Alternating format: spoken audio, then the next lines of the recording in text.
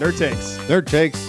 I'm Justin. With me, as always, is my good friend, Mr. John Lambert. What's up, everybody? We are here to talk about The Last of Us Season 1. We're late.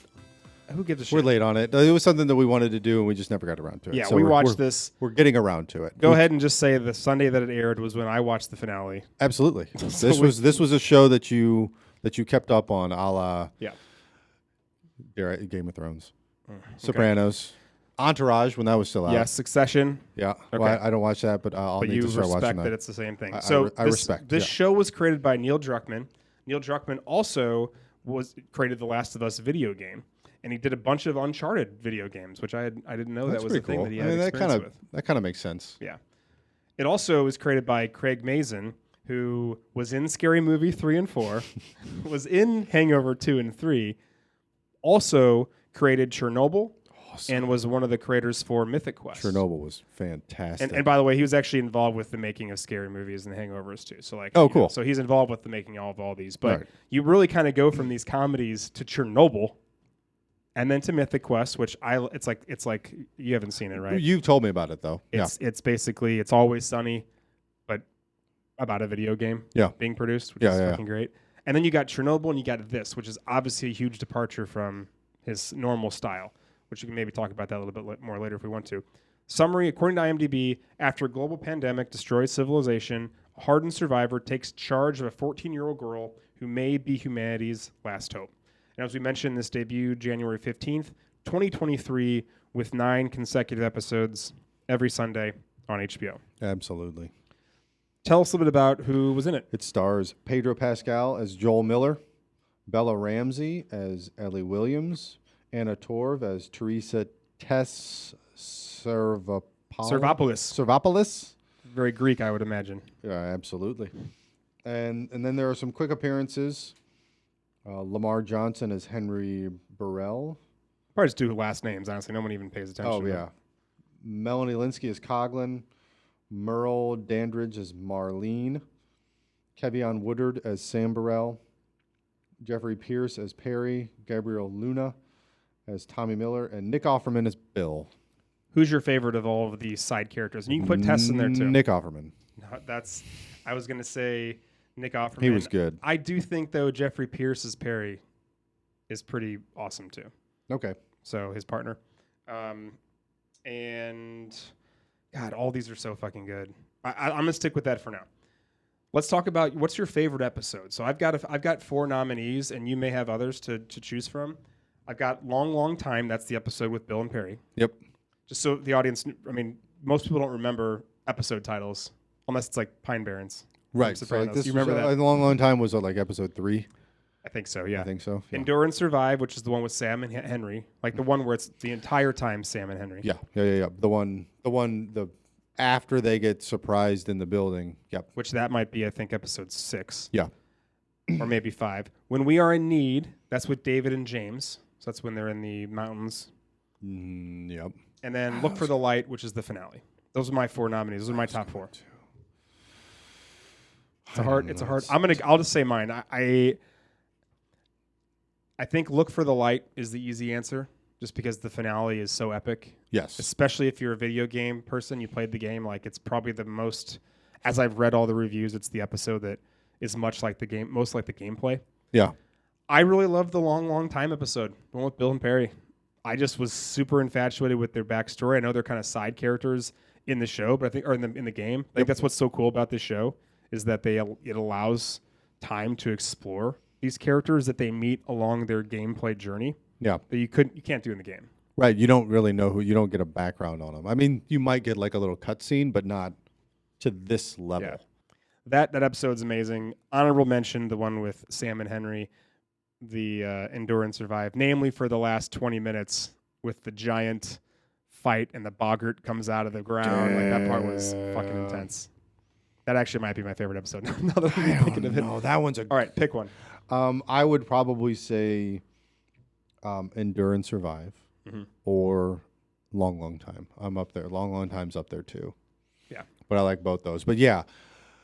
Great character development. The last 20 minutes of that where the whole they run into the building and then it sinks and then just the swarm yeah bubbles up. and then kills everybody. Yeah, that's character development and then action. And I feel like the other one, Long Time, is more about a little bit of action, and it kind of gives you some background about like what were other people doing that weren't in the safe zones. How were they surviving? How is he surviving? How did they meet? Yeah. And then in a lot of times video games, you just pick up guns and ammo. Like, oh, look at this. I found all these supplies. Like, this is more of real life, like where you actually found some of these guns and supplies and ammo, right? It's like here. You traded for giant bunker, and you traded for it. Who do you like better, Joel or Ellie? I like Joel.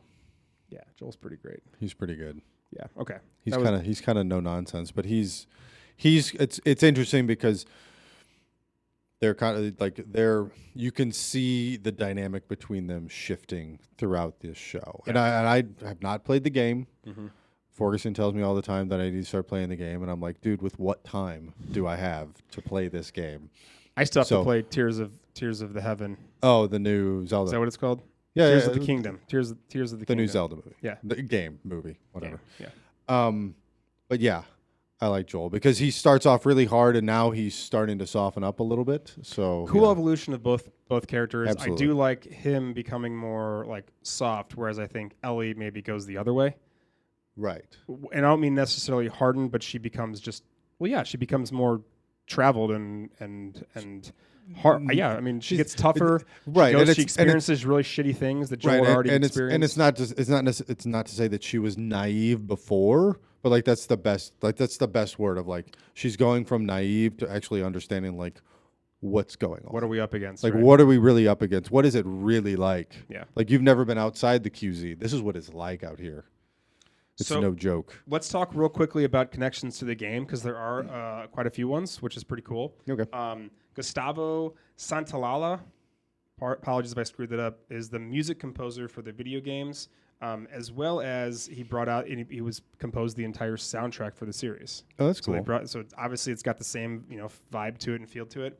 In the first season, Merle Dandridge and Laura Bailey reprised their roles as Marlene and Firefly Nurse, respectively. So they actually played the same characters that they did in the game. Okay. They voiced. Oh, all right. Ashley Johnson plays Anna Williams in the show. She voiced Bella in the game. Yeah? Yeah. Troy Baker plays James in the show. He voiced Joel in the game. Okay. And then Jeffrey Pierce plays Perry in the show and voiced Tommy in the game. That's pretty cool. I mean, you got to bring. I mean, those are the three main characters. Like, you got to kind of bring them back. You got some capacity. Yeah, you got to bring them back. Yep. And I think they do a pretty good job, just playing those roles. Kind of cool to have Ashley Johnson too, basically play Bella's mom. Yeah. Anyway, all right. So let's do a review.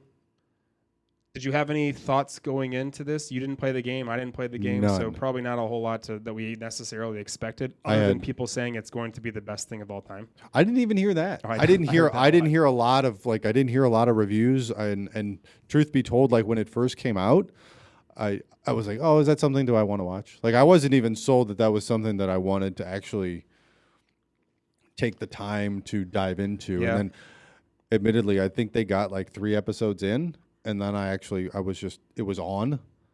Like episode 1 was on, and I'm like, okay, I'll sit back and watch. And then I was like, okay, yep, I'm hooked now. I'm sure I was telling you to watch it too. Does Megan watch it? She actually watched a decent portion of it because I was it was after the kids go to bed, so I was watching it, and she was sitting there too. So she was actually picking up, and at the end of it, we were watching them together.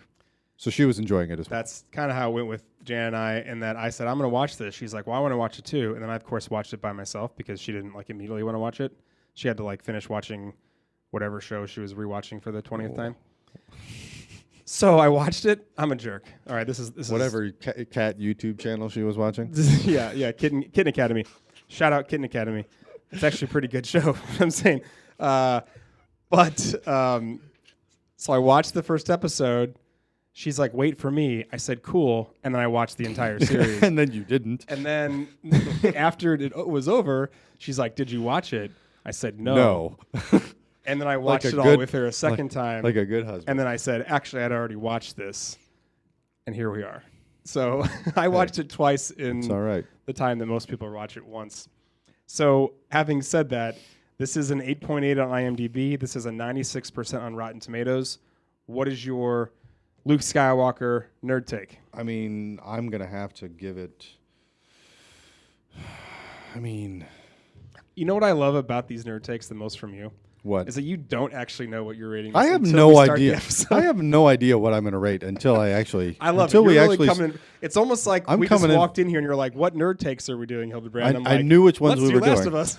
I knew which ones we were doing because Okay. this was my idea. Because I said So we what haven't do you- done this one yet. what I'm going red 5, Luke. That is an excellent score. I'm actually going to go. This is the first time I think I've done this. Return of the Jedi, Luke. You're going Jedi. I'm going Luke. 10, and I'm going to tell you right now, I was this close to going fucking Mandalorian Luke. Oh, CGI Luke. And I'm going to tell you right now, if season 2 comes correct, like we all think they probably will, and stays as true to the game, I made the mistake also and saw some clips online. Well, I actually wasn't trying to spoil it. Usually I do. I was trying intentionally not to, based on what I know is supposed to happen in the game. If that happens in the show, I think they both get elevated immediately to Mandalorian. We'll see. I can't go there yet. And from what I've heard, they are capping this. Like originally, they wanted to do 2 seasons. Yeah. I think they're actually going to do maybe 3. They're probably going to do 3, but that's it. Well, they're not going to go rogue and fuck this up like all of the other adaptations. I feel like get fucked up where you have a mountain of source material and then you decide, and then you put it in a pile in the corner, light it on fire, and then just go do your own thing instead of like being true to something and realizing that can also still be good. What show are you talking about? I'm talking about multiple shows. Okay, all right. So, yeah, and so I think that it's so we should even mention that season 1 is the first game, and season 2, possibly season 3 are going to be game 2, and then over with. So that's important. Yes. All right. Before we wrap this up, is this the best so far video game? Yes. Rendition onto the small or even big screen? Yeah. I don't think it was Street Fighter the movie? I don't think it was Street Fighter. I don't think it's the various Mario Brothers. Okay. What about Resident Evil? That was pretty cool. Resident Evil was actually probably I never really got into those games, so I didn't really play them. I never really saw the movies. I played those with Doug back in the day. What about Sonic? Did you watch the Sonic movies? No. They're pretty good. I like them a lot. I Jim Carrey plays a great doctor, so. whatever. Mortal Kombat? The newest Mortal Kombat was pretty good.